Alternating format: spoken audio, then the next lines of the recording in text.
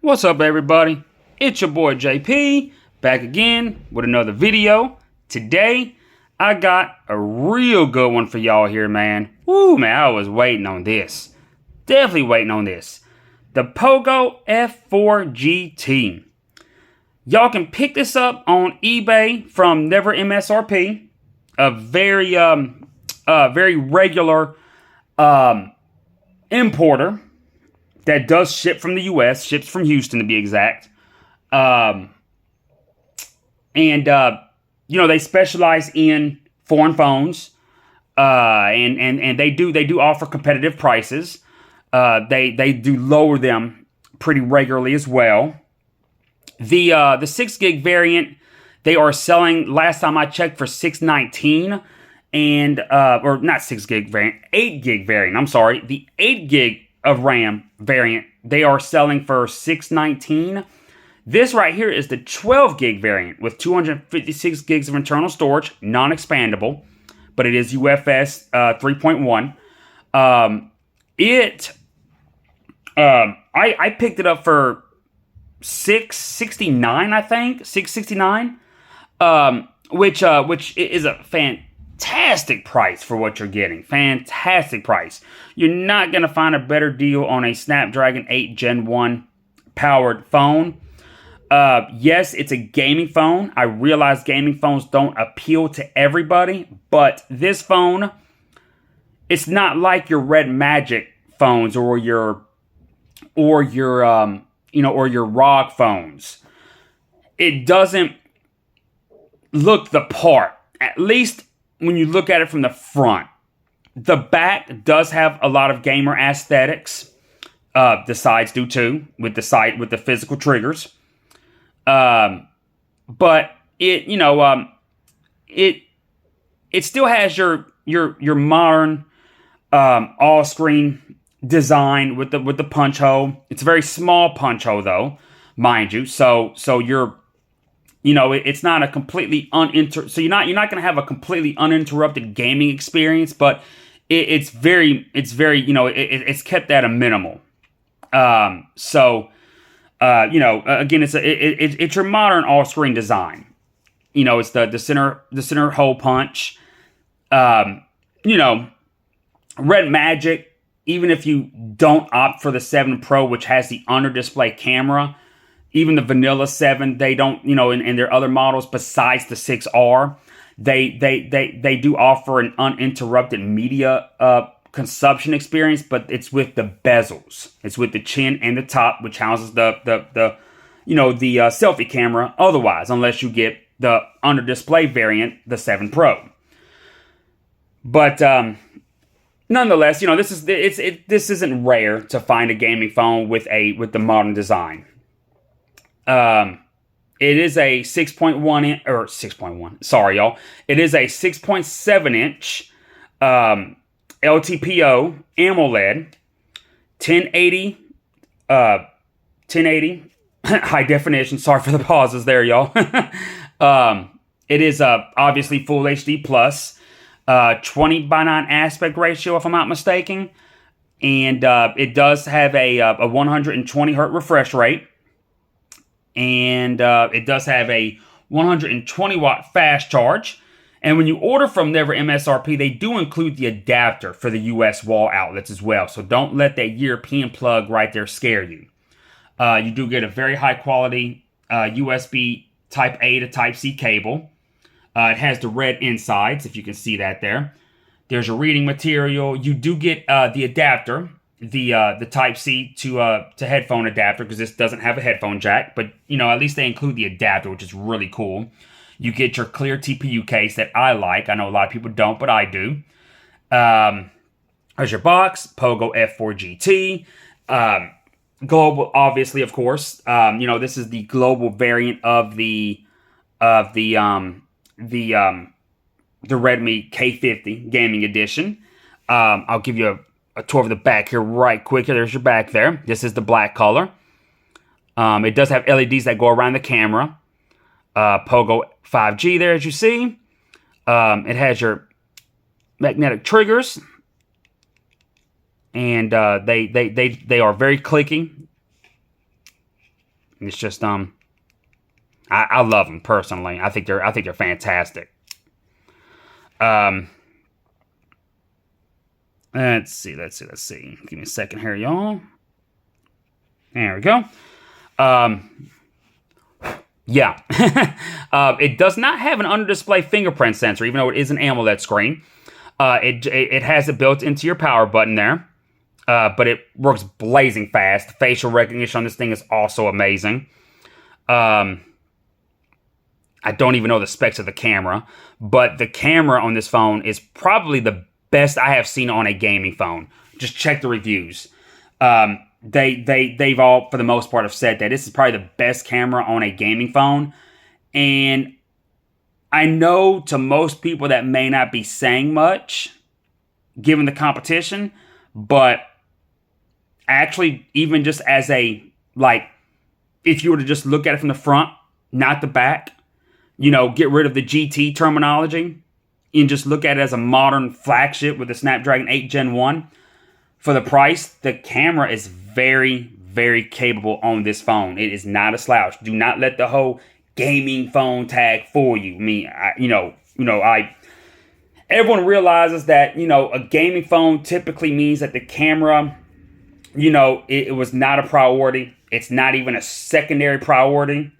It's usually put on the back burner, as your Red Magic phones prove that.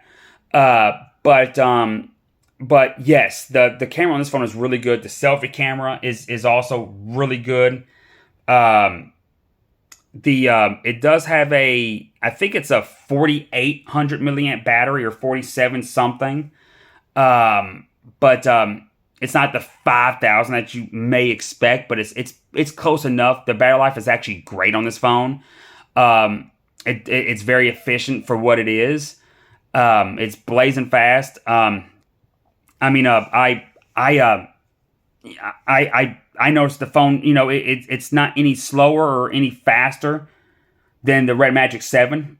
It's not any slower. It doesn't even get hot, really, even though it doesn't have a built-in fan like your Red Magic. So the thermal cooling that Poco is using in this phone, or Xiaomi, Redmi, whoever you want to call it by, the thermal cooling technology that they put in this phone is top notch. I mean, it's top notch. I mean, dare I say, they've replaced, the need of a fan. I mean, it works fantastic. Because you can use the Red Magic phone, the Red Magic 7, without the fan running, and it'll get hot a lot quicker than this phone will. Even the Pro and the Red Magic 7 Pro has a co-processor for some of the, to take up some of the gaming things, away from the Snapdragon chipset, so it's not working as hard. It has that Red Core 1, but this phone, it doesn't even need a fan. I mean, it stays cool for the most part. It's a fantastic running phone. It's probably my favorite gaming phone. One of my favorite phones, period. I do typically daily gaming phones because, as long as the camera takes, a decent still shot and a decent video, I'm okay. It doesn't have to be photography level. I just take pictures of my cars and motorcycles all the time. And I mean, they work great. I mean, I don't have any issues, with them otherwise. Again, the camera on this phone here is really good. If we're going back and talking about the Red Magic phones, the Pro does take better pictures than the regular 7, for what that's worth. Let me give you a little rundown here. It is MIUI 13, so it's Android 12, obviously. Let's see. The haptic on this phone, by the way, is fantastic. The haptic feedback is great. I love it. Definitely the best when it comes to a gaming phone. But it does have your Google feed there.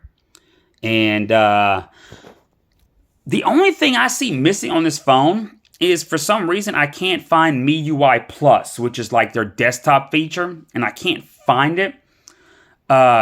Maybe it's not included in the Poco software. It's not something I really used anyways, but I have been interested in it in the last couple of Xiaomi phones that I've had that have featured MIUI Plus. The Black Shark 4 Pro that I recently gave an overview on about a month or two ago didn't have it, but it also ran an older version of MIUI. It had MIUI 12 instead of 13. They called it Joy UI, but it was MIUI. But it was 12, not 13, and 13 has way more features. Because 13 isn't even exclusive to Android 12, because there's phones with MIUI 13 that have Android 11. Android 12 just makes MIUI 13 even greater. It's definitely one of my favorite skins, honestly. I think I've said that before. This phone has a really nice weight to it. It feels great in the hand. It really does. It feels fantastic. It's grippy. You can rock without a case. The back feels fantastic on it. It's not slippery, but it's not like a matte finish either. It's a smooth finish. But I love the design of this phone. I mean, it's definitely it's just, the speakers are great too. It has quad speakers, by the way. Quad speakers, you heard me right. Quad speakers. There's your USB Type-C, your volume rocker, your mic there. Sorry. More mics, of course. And then, of course, the fingerprint sensor is built into the power button, as I've already went over before. It's not built into the display. Now, connectivity. This phone does work on T-Mobile 5G, and I am happy to say it works on AT&T 5G. VoLTE also works. You may or may not have to put a code in. There's a universal Xiaomi code that I got from wirelessplace.com, which, I'm sure at some point even he'll be selling this phone too. He normally does. But he has the code on his website, but I can also put it in the description for anybody that wants it. It kind of forces VoLTE to work on AT&T. And it's a Xiaomi code. It only works on Xiaomi's dial pad. I've used it on other phones and it doesn't work. But let's see. What am I missing here? Like I said, it has all of your frequencies for US 5G, at least for AT&T and T-Mobile. But AT&T blocks a lot of them, but this phone is not blocked. And of course, it's probably Xiaomi's doing, not AT&T's doing. But I'm sure AT&T didn't just say, "Oh, well, yeah, we'll let this Xiaomi phone work and not this Motorola." I mean, so yeah, it's definitely on Xiaomi's side. I really like this phone. I was disappointed that the Poco F3 GT last year, even though it was a global variant of... Something's not right. That's my Google speaker, y'all. Sorry. You can also try Don't mind that. I don't even recall even using a hot word for it. But anyways, the Poco F3 GT was a global variant of the Redmi K40 Gaming Edition, which I actually did have.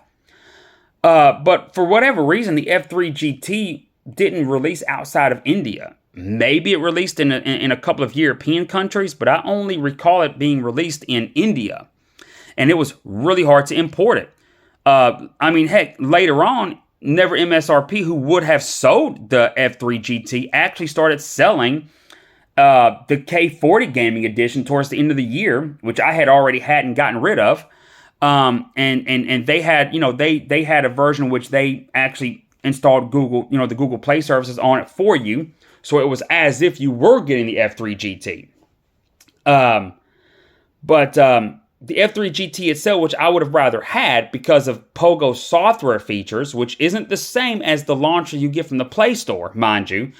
I would have, even though I already had the K40 Gaming Edition, I would have gotten the Poco F3 GT. I probably would have enjoyed it even more than I had already enjoyed the K40 Gaming Edition.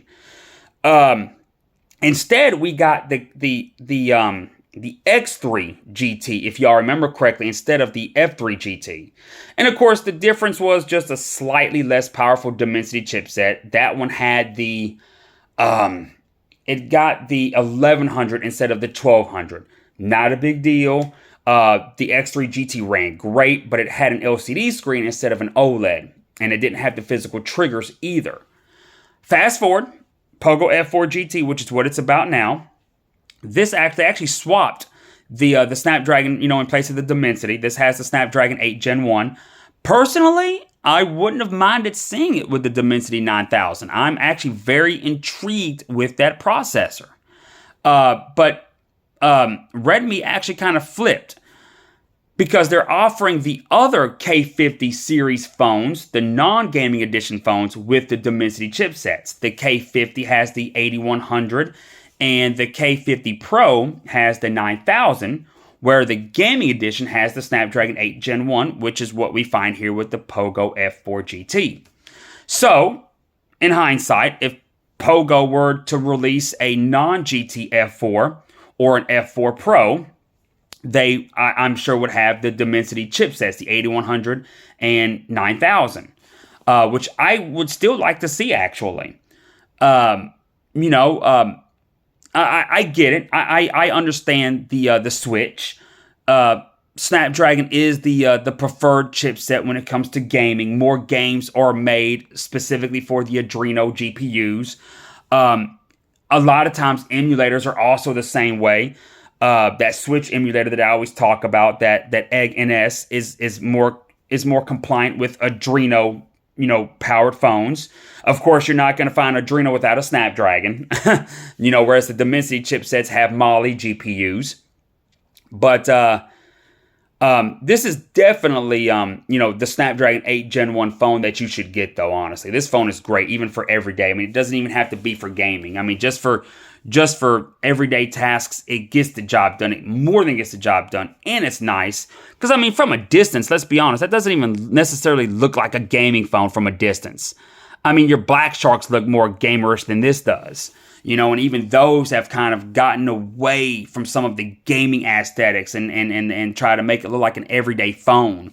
Red Magic tried it with the 6R last year. But the Poco F4 GT just has a really nice build quality. It feels great in the hands. It has a heft to it that's not heavy. It just feels premium. I think that is a Gorilla Glass in the back. I don't think it's Victus, but it is Victus in the front. It may be 3 or 5 in the back. It looks metal, but it's not. But it is an aluminum. It is aluminum sides, though, as you can see from the antenna bands. Yeah, and I love that too. Metal on glass, I absolutely love. It's, yeah. I mean, to me, this is the best looking gaming phone, best running gaming phone.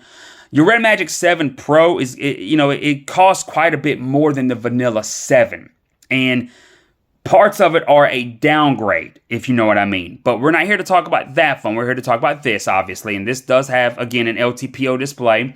It's not 2.0, I don't think, but it does have a 120 hertz refresh rate. It has an auto mode. Yeah, I mean, it works great. The charging, I already have another 120 watt charger that I was able to test this with. It's already a US based plug. So I didn't have to take that out to test it and plug it in with an adapter.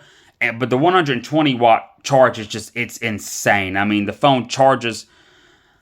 The lowest I had it was only like 30%, I think, but it charged to 100 like within like 10 minutes, not even, But yeah, I mean, fantastic phone here. The cameras are great.